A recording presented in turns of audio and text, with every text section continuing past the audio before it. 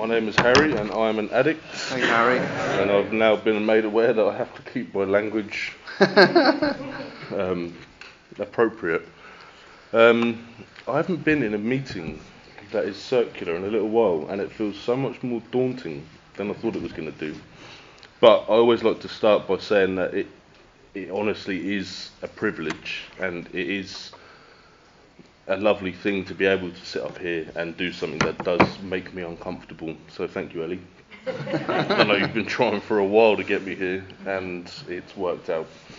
And I know that I will also get something from this if I just, let myself, instead of being so fearful of being sat in front of people. I start with what it was like, what happened, where I'm at now, because it's how I was taught to do this, and it is a nice format to follow, so that hopefully you can identify with me a little bit, and you can just get to know me really, and hopefully get something good from this. I am not from Bournemouth, Poole, or any of the surrounding areas. I am from Portsmouth. I was born there, and then I was shipped across the water a little bit to Gosport. So there's sniggers in the room, so some of you know, and that's where I grew up, and all jokes aside, it's a beautiful place. I had some fond memories in childhood. There wasn't anything particularly negative about my childhood or particularly positive.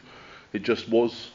I have two parents. They are lovely people, and they try very hard, but we're just not necessarily that compatible in life. We've gone very different directions, and through recovery we've managed to retain a relationship of some variety. Maybe it's not quite what they want, maybe it's not quite what I thought we'd have, but it's better than it's ever been. And I have been the root cause of a lot of that, or most of that problem, or all of it, if we're being honest. See, we creep up the line, but everyone has a part to play in everything, and we're good with my family. I was raised a lot by my grandfather, which I was saying on the way up here is a running theme. A lot I see in recovery. I was raised by a wonderful, loving man who was my absolute world and tried to instill every good base moral aspect of my life, which I never lost. I just disregarded. Inactive addiction. I'm not going to go into some war stories and how to do this and how to do that. We've all lived a life. I loved drugs and alcohol until the point that I didn't. That's essentially the story for me. Until they stopped doing what I wanted them to do, and all there was left with was misery and that sadness and that desire to take my own life, but without knowing how I could even really accomplish that, or how much I wanted it versus needed it. I had my first, real experience with alcohol and drugs at the same time, as I was about 12, 13 in Gosport, and did the good routine whitey and threw up, thought it was awful, had a lot of guilt, shame, all that, feelings I didn't really understand because I was a kid, and didn't stop me. I knew I was going to do it again. I knew I was going to do it at the earliest possible convenience. Once I recovered from what I thought would be the worst thing ever. And I did a lot and hard. I've never been an underachiever. I've never been an overachiever. I've always been. I like to describe it as background noise, which is why I don't like being sat here. Despite my aesthetic, I don't really want to be seen. I don't really want to be heard. I want to be, because if you see me and you know what I'm up to, then you're going to want to stop me. And if you stop me, then I'm going to be more pissed off. I'm going to be more irritable. If you take drugs and alcohol away from me and don't replace it with a program, I'm quite insufferable. and I'm not good company, and I'm not friendly, and I'm not a nice person that I know I can be, because I do steps and I work a program, and I know that I'm a good person today, or accountable at the very least. I scraped through school absolutely fine. Just again static. I exist, but I'm not there. I've been this height and size pretty much for as long as I can remember, so I wasn't actually good at hiding, even in plain sight.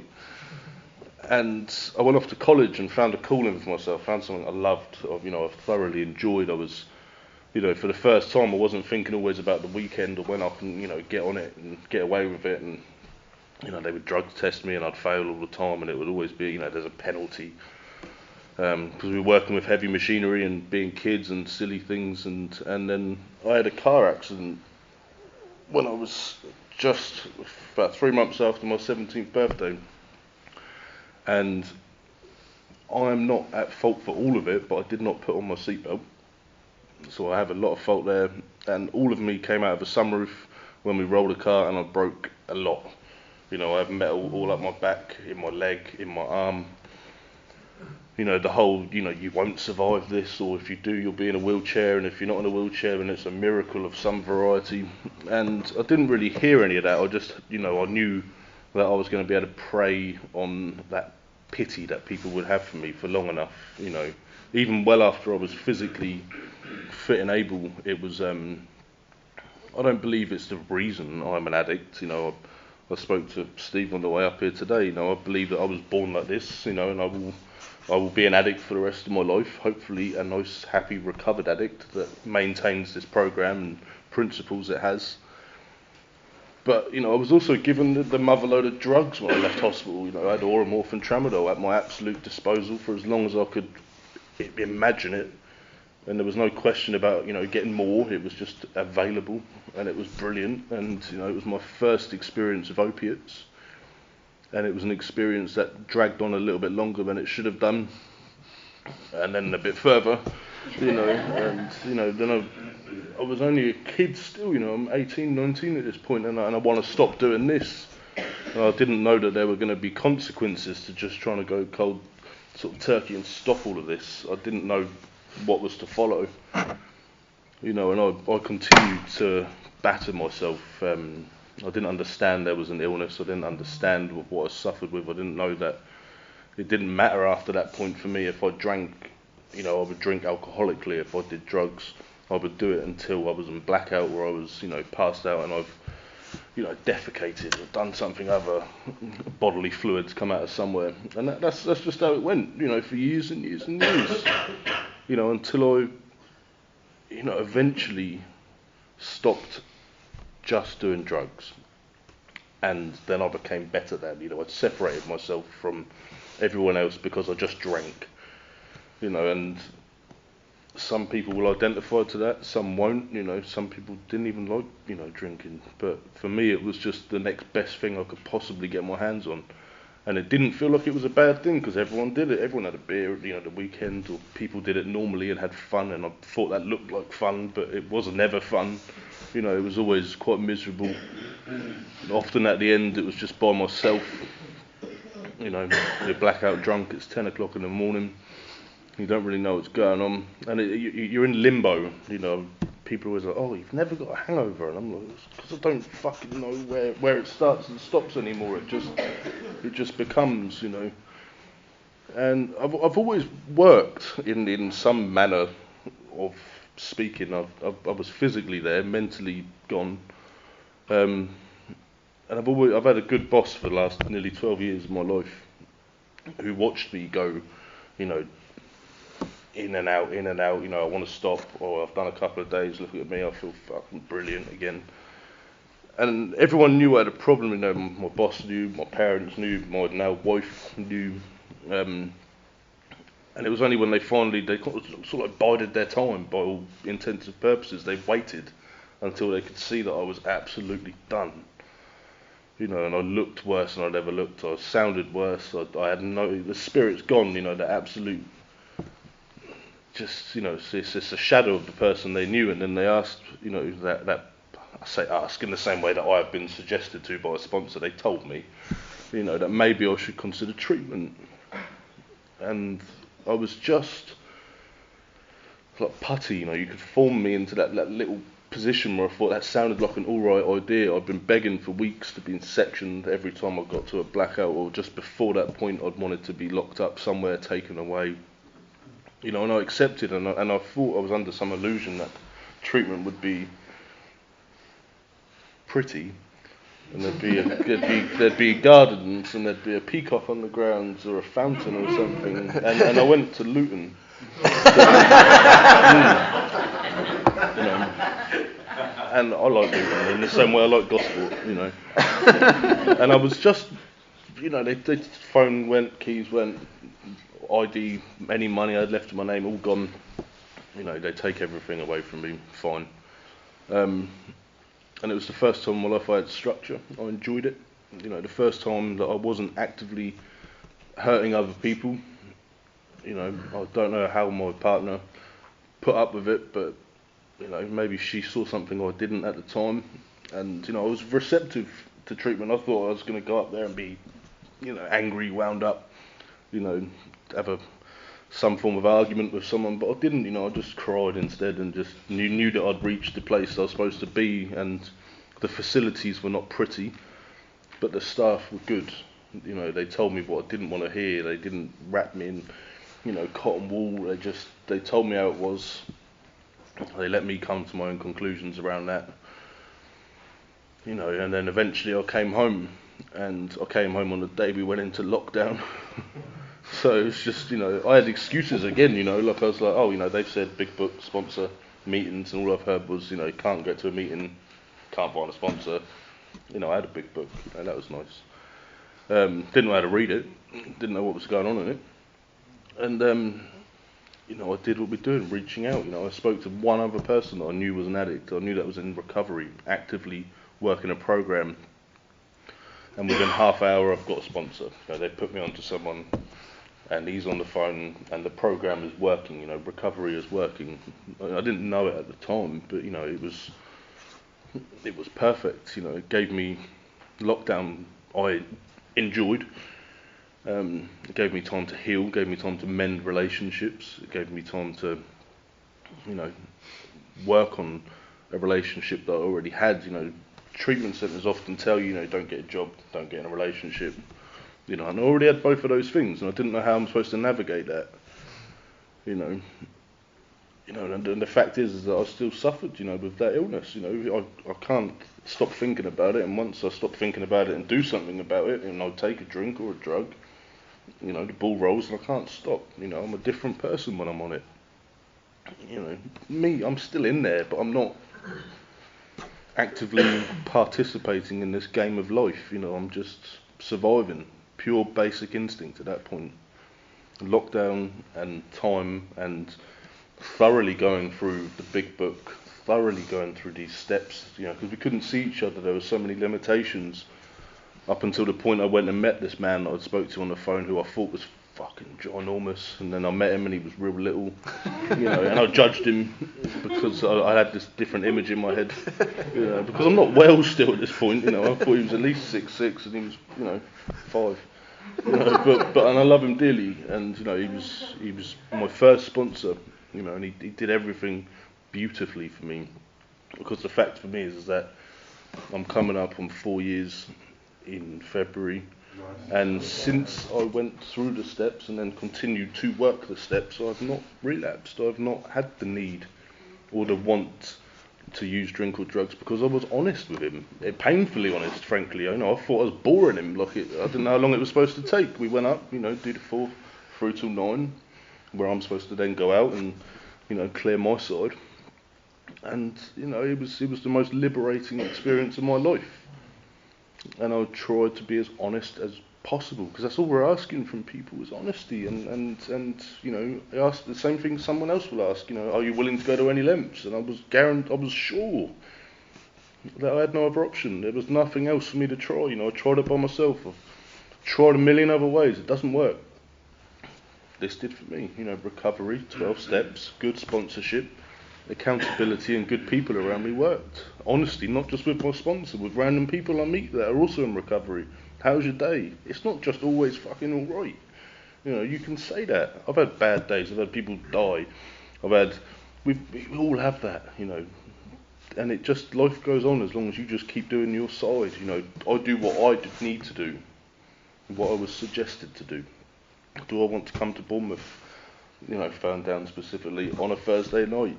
No. You know, I'm re-watching Doctor Who at the minute. I'm having a good time. But this is where I need to be. That's the simple fact of the matter. There is no other way around it. You know, my life today is pretty spectacular. You know, financially I'm stable. I have a wife today. I got married in recovery. That was something I never thought would happen. I'm aware she might want to listen to this as well, so you know. But and even then, when she first mentioned that, you know, I said it was recorded, and she was keen to hear it. 'Cause she's never heard me share, and instantly I was defensive. When in reality, she stood by me the last nearly 7 years in July. You know, she's seen the best of it and the worst of it. So, you know, for her to be involved in a little bit of my life outside of us, let's go for it, you know, she's more than welcome. But, you know, getting married in recovery, and bearing in mind we planned a wedding while she was living in Japan. You know, she is from Portsmouth, but she, you know, decided to leave me for a little while, which definitely hurt, but was necessary for her. You know, I've travelled the world the last year. I've flown to Japan twice. I've been to America. I've been to Croatia. I've been to Holland. I've been all around the place because I'm free. That's the simple fact of it today. I'm free from, you know, misery and depression and thinking about drink and drugs at every possible moment. You know, not to say there aren't times. You know, I live in a fairly busy area in Portsmouth where you'll go past people, see them in a pub garden. They look like they're having fun, you know, and you get the thought, but then there's one after that thought. There's always the second one for me now that follows it up with, well, that's just not my reality. I'm never going to sit there and have fun doing what those people are doing. I'm also not going to make it home at the time I said I was going to make it home. Maybe not even the day I said I was going to make it home. You know, today I have that thought after the thought, that little bit of insurance, because I try and work a good program. Never perfect, you know. It changes sometimes, and you know, routine changes a little bit. I've consistently had one solid home group that I've rarely missed. You know, a Friday night. I answer the phone to people. I reply to people. I try and keep in contact with other addicts. I seem to miraculously bump into them everywhere at the minute in Portsmouth. Most mornings, even. You know, people that are in my little hub of people I enjoy being around. And that make me feel welcome, because you know that's all we offer here. You know, unconditional love and kindness, really, and openness. You know, I can't say if Steve wanted to drive up here tonight, but he did. You know, and I enjoyed it. You know, it's just selfless act after selfless act. That's what recovery is for me. That's what I get out of it. That's what I see people giving. But unfortunately, you do have to work steps. You know, you do have to go through some real painful things to get to the good stuff. I didn't want to make amends to anyone. You know, absolutely. I'd gone through a list of people that I'd caused harm to and convinced myself that I didn't really need to do anything, even when I knew. You know, and it's not always as easy as just, you know, a conversation and we're done. You know, I make amends to my wife every single day by, you know, doing what I say I'm going to do, by turning up when I say I'm going to turn up. You know, do it for my parents. You know, they sleep well tonight. They're not worrying. My boss, you know, people like that. It's living amends, most of it. You know, I get to have a little family around me. I get to be kind and courteous, and you know, not to say I manage it every time, because I have a temper. It's my biggest defect. I am volatile. I react to just about anything and everything, and that's the one thing I have to work really hard on. It's never the big deals either. It's never serious things. It's little things. Wi-Fi didn't work, you know. Just something stupid. Stub my toe and I'm enraged instantly, you know. But I have, you know, that simple thing. I have a God in my life today. I don't shout about it to other people. I'm not even always sure what it is.